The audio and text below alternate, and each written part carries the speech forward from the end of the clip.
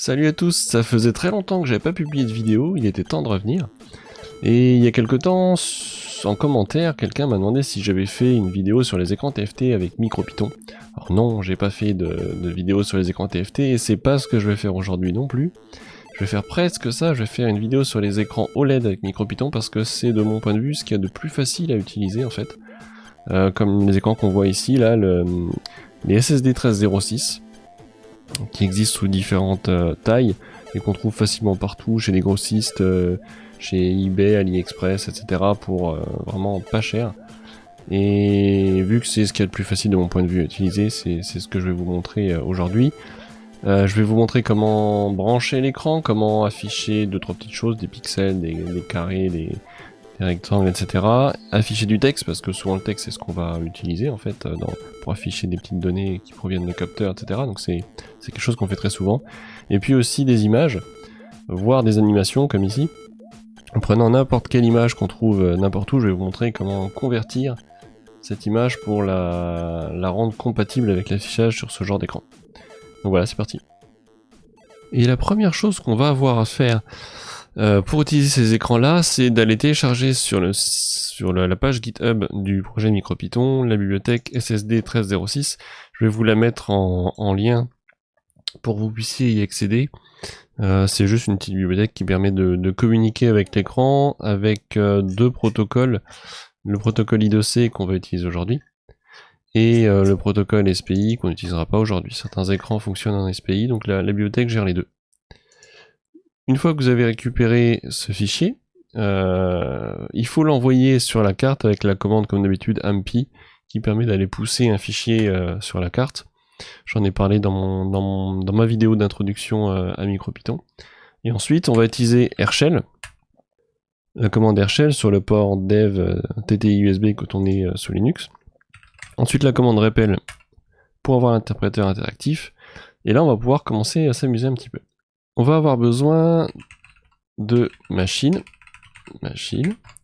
On va avoir besoin également de la bibliothèque SSD 1306 qu'on vient d'installer. Donc là on voit elle charge correctement. Et on va lancer une instance de I2C qui vient de machine I2C pour aller se connecter à l'écran. Donc le branchement est ultra simple. J'ai mis le 5 volts, le 3 volts pardon sur le VCC, le ground sur le ground, le SCL sur la pin 22, ça c'est le Lin D32 Pro comme j'utilise d'habitude, ça marchera avec n'importe quel module compatible MicroPython, il n'y a pas de souci. Donc le SCL sur le port 22 et le SDA sur le port 21. Donc c'est ultra simple, il y a juste deux fils à brancher, c'est l'avantage de l'I2C, c'est que ça n'utilise que deux fils. Donc pour le configurer, on lui dit quel pin on veut utiliser. Donc j'ai dit que le SCL j'ai mis sur le 22. Le SDA, je le mets sur le 21, j'avais dit. Ça connecte. Et je vais créer un écran, screen. Donc SSD 1306. SSD 1306. On utilise la version I2C. Mon écran il fait 128 pixels de large par 64 pixels de large si je dis pas de bêtises. Et je lui file en troisième paramètre mon instance de I2C. Ça fonctionne. Si jamais ça fonctionne pas, en dernier paramètre, on peut préciser ici l'adresse de l'écran. En fait, chaque écran a une adresse qui est parfois personnalisable. Si jamais ça ne fonctionne pas, on peut très bien faire i2c.scan et ça va vous donner ce qu'il trouve.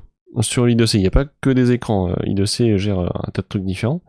Vous pouvez tomber sur n'importe quoi. Donc là, il y a un seul périphérique, j'en ai branché qu'un, c'est mon écran. Là, il vous le donne en décimal. Si vous faites x 60, ça vous donne en hexadécimal la valeur, et c'est cette valeur-là qu'il faudra mettre ici pour dire 0x3c. Et là, l'écran fonctionnera si jamais vous aviez eu un problème précédemment, s'il ne l'avait pas trouvé pour une raison ou une autre. Et à partir de là, on peut faire un tas de choses. Je vais pas vous montrer la totalité des fonctionnalités qu'on a. Si je fais point et tab, ça affiche toutes les propriétés de screen. Je vais pas toutes vous les montrer, ça n'aurait pas forcément d'intérêt, elles sont toutes à peu près simples à utiliser. Je vous passerai la doc sur laquelle aller chercher les paramètres. Je vais juste vous montrer les principales. Fill qui permet de remplir l'écran. Ce sont des pixels, donc 0 ou 1 allumé ou éteint. C'est un écran monochrome. Donc là, si je mets 1, ça remplit l'écran, mais vous voyez qu'il se passe absolument rien sur l'écran. Ce qu'il faut faire, c'est screen.show, et là l'écran s'allume. Donc si je re-remplis avec des 0, pardon, il s'éteint. On peut également afficher, par exemple, un pixel. On va dire, par exemple, le pixel, je sais pas, 25, 25, je l'allume, show toujours. On voit que le pixel environ 25-25, là, je fais confiance à l'écran, il est allumé. Si on précise pas de valeur, il nous donne la valeur du pixel qu'on a demandé à 25-25. Si je demande celui d'à côté, le 24, on voit qu'il est éteint. Également, on peut afficher du texte. Par exemple, texte. Si j'affiche, par exemple, le texte là, numéro, je sais pas, ligne 10, 10, pareil, show, tac, j'ai le texte qui est apparu. On peut inverser l'écran. Ça va remplacer la totalité des pixels, tout ce qui était éteint passe allumé, tout ce qui était allumé passe éteint. Voilà. Et puis, comme je vous ai dit, il y a d'autres fonctionnalités, ligne verticale, la ligne horizontale, rectangle, etc. Rien de bien méchant. Le lead qu'on va voir juste après, il y a... je ne vois plus où il est. Pour gérer ici, pour gérer le contraste de l'écran, si ça peut être intéressant. Et scroll qui permet de faire défiler l'intégralité de l'écran. Ça peut avoir son intérêt dans certains cas. Donc maintenant, on va essayer de jouer un petit peu avec, vu qu'on sait afficher les pixels, je vais vous filer le doc pour les lignes et les rectangles. On sait écrire du texte qui représente la majeure partie des usages qu'on va avoir de ce truc là. Et maintenant on va voir comment prendre une image, n'importe laquelle, et la balancer sur l'écran. Et j'ai pris 3 images de moi. On va commencer par la première, c'est pour faire l'animation, on va commencer par la première, en prenant bien soin de mettre la lumière dans ma tête, sinon une fois converti en 1 bit on voit plus rien. Du coup là j'ouvre ça avec GIMP, je vais dans Images, échelle et taille de l'image, je vais la passer en 64 parce que c'est la largeur de mon écran, donc ça nous donne du 50 par 64. Échelle, il est plus petit, mais les couleurs vont toujours pas, il faut que ce soit du monochrome. Donc je vais dans Images, Mode, Couleur indexée, et là je vais dans Utiliser la palette noir et blanc 1 bit. Je convertis, et j'ai mon image. Je vais l'exporter, CTRL E, et je vais l'exporter au format PBM. Entrée. Formatage des données, je choisis brut. Exporter. Voilà, j'ai mon image PBM qui est ici. Si on ouvre l'image avec un éditeur de texte, je vous l'affiche ici, on grossit tout ça, on se rend compte que première ligne, il y a un code, deuxième ligne, il y a le logiciel qui a créé l'image, troisième ligne, il y a ses dimensions, ce qui est assez pratique, une fois qu'on ouvre le fichier, comme ça on peut déterminer les dimensions pour savoir comment gérer l'image une fois dans le code, et ensuite il y a le code en binaire de l'image. Donc ce qu'on va faire, c'est qu'on va ouvrir ce fichier, sauter les 3 premières lignes, et récupérer ce code qui est compatible avec le FrameBuffer MicroPython pour l'envoyer directement sur l'écran. Donc je rouvre ma console, je quitte, CTRL-X, CTRL-C, je vais utiliser comme tout à l'heure AMPI. Au lieu d'envoyer le SSD 1306, je vais envoyer le 1.pbm. Et maintenant, je vais passer sur un éditeur de code pour gagner un petit peu de temps. Pour copier-coller mon texte. Donc là, on se retrouve comme tout à l'heure dans le même état avec notre écran qui est configuré. Je vais ouvrir le fichier, je l'ai appelé 1.pbm en lecture par byte, read byte, et on va l'appeler photo par exemple. On a dit qu'on sautait les 3 premières lignes, read line, 3 premières lignes, et ensuite que nos données se trouvaient, on va prendre un byte array, se trouvaient dans le reste du fichier. Donc on saute les 3 premières lignes, on récupère le reste des données, et là on va utiliser le module FramBuf que j'ai oublié, FramBuf de MicroPython qui est inclus. Ici, on va dire que notre buffer qui contient l'image, c'est un FramBuffer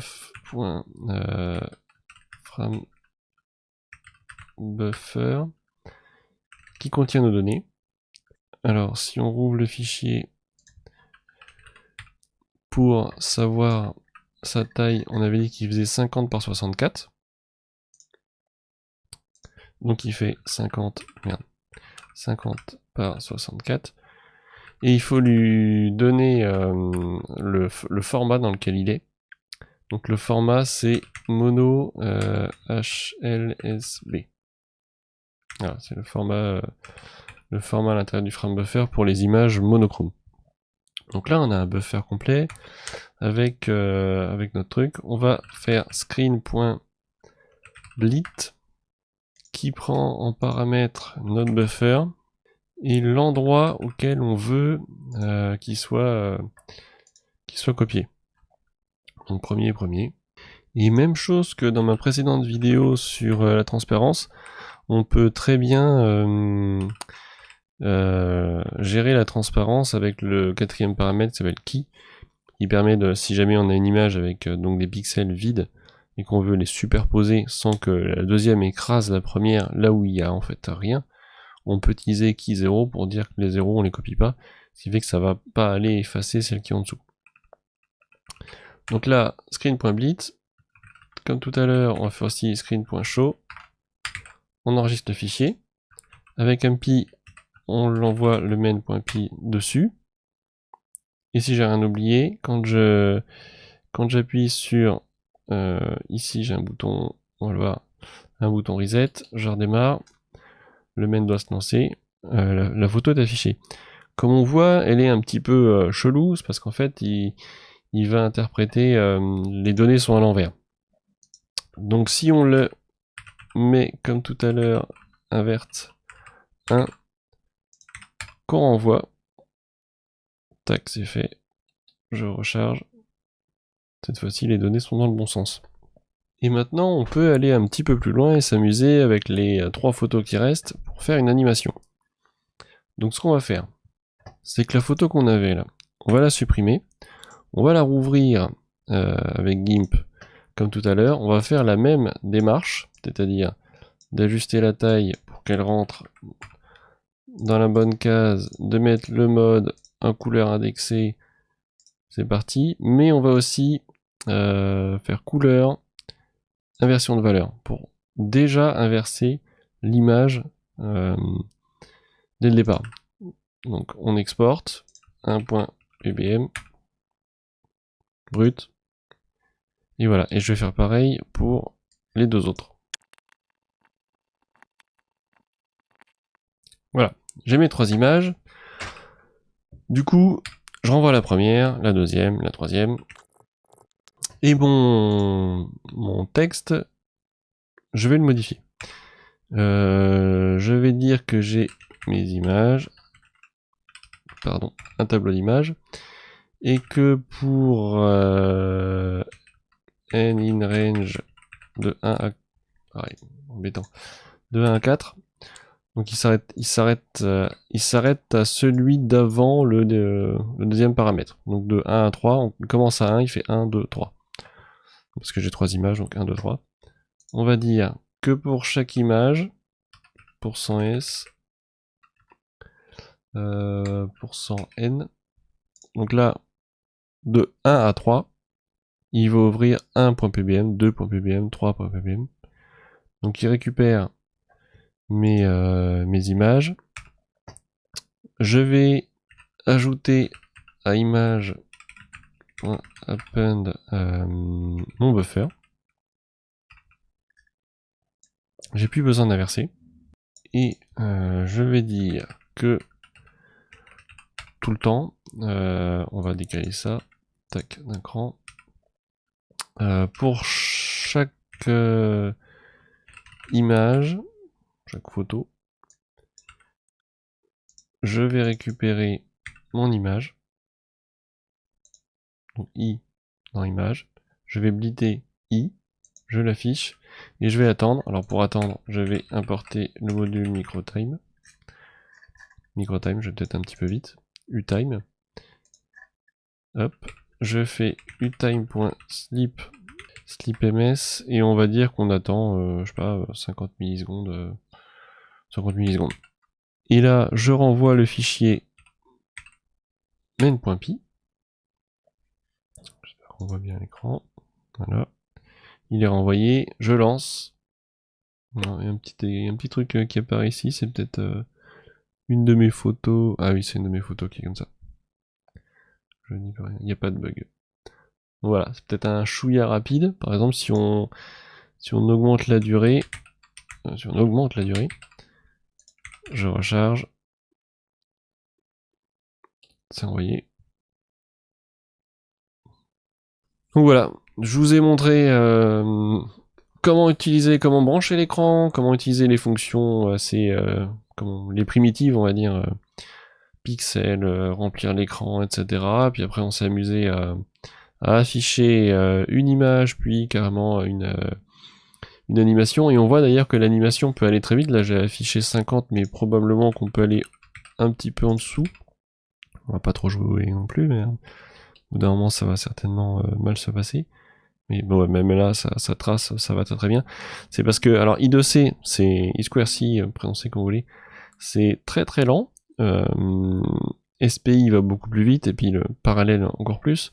Mais pour des écrans aussi petits, 128-64, là par exemple, sur 1 bit, les couleurs c'est 1 bit allumé éteint, il y a tellement peu de données affichées que finalement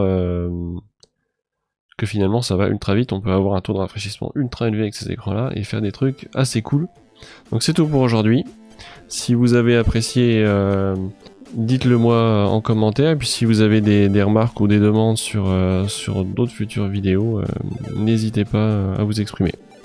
À la prochaine.